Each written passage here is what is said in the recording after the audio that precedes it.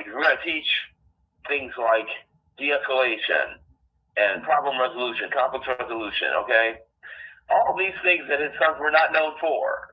Okay, let's keep it real, right? Okay.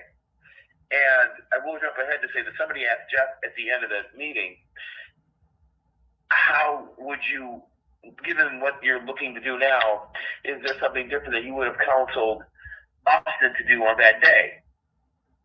Jeff kind of sidesteps this, and he says, well, both people could have done something different that day. That wasn't really the question, okay? So he sidesteps that, and in reality, you know, if you've been following the case deeply, you'll know that back in the chambers, they had this argument over one of the orders that was going to be given.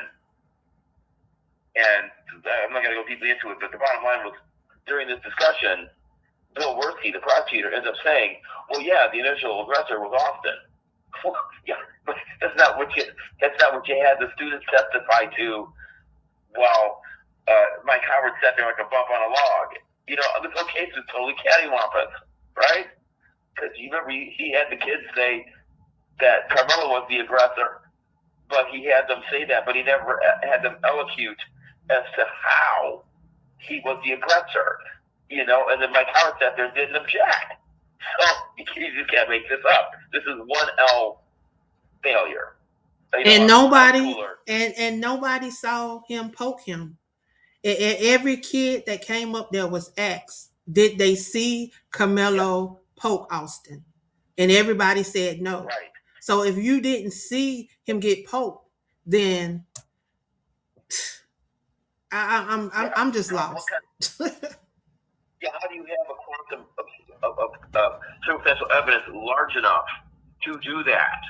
Correct. You have to make that leap. And I would presume, I wasn't there, I mean, I was outside, but I would presume that Mike Howard would have filed a motion or, you know, argued a motion for a directed verdict, right? And then subsequently for a judgment notwithstanding the verdict, right? But you know that Roach isn't going to give that because he's basically a bigot. You know, he's not going to do that.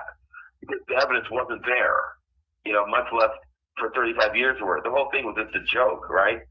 So there's that piece.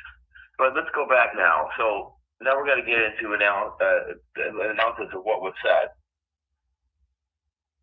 Okay, got my sippy cup here. All right. So my premise is this: in order to change anything, you have to start with honesty and integrity, both of which are sorely lacking in this endeavor to date. You know, from what I saw today, like I said, I do hope good things come from this. As I had the Education Coalition in law school, which was a thing, my brainchild, my girlfriend and I devised this, and it was an outreach-based program, and with my friends from law school, we were highly sought throughout Greater Cleveland. You know, I still have an article in the newspaper that some, you know, Braxton middle school teachers gave us for reaching out to kids at that critical age, you know, middle school. So anyway, and now I'm speaking to Jeff, and I says, as I said to you in that letter I wrote you, Jeff, I cannot imagine what you're going through. As my parents lost my eldest sister before I met her, right? And my niece is named Michelle after her, okay?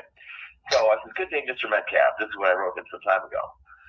First of all, I'm here to offer my condolences on the loss of your son, Austin.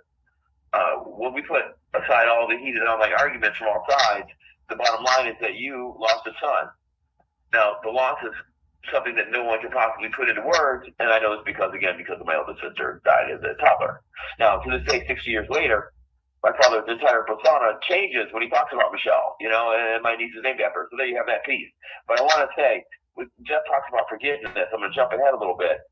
But he talks about when he tried to explain the whole premise of this show, supposedly, to address his controversial comments. That's not what it turned into. There was one question about that later on, so I'm going to jump ahead and address that. So, Jeff, what he did was, he said, oh, well, there was one time when I went off, basically, and it was in this, he said to the reporter, oh, you're asking about the post-trial comments. Well, they gave him a softball because we all know, and I may play it for you here. Yeah, let's play it for you here. That wasn't the only time that Jeff went off like that, right? So I'm going to remind everybody so we can clearly hear it, so there'd be no further confusion, right? As to what Jeff said before,